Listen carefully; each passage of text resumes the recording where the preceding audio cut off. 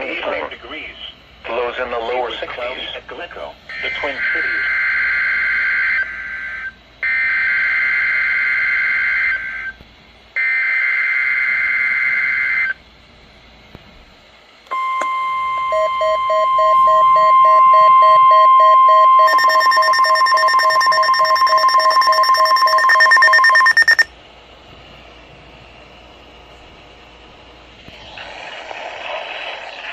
The National Weather Service in Chanhassen, Minnesota has just activated the warning alarm on 13 weather radio stations across central and southern Minnesota and west central Wisconsin.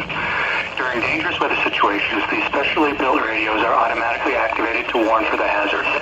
Tests of these radios are normally conducted by the National Weather Service in Chanhassen every Wednesday at 1 p.m.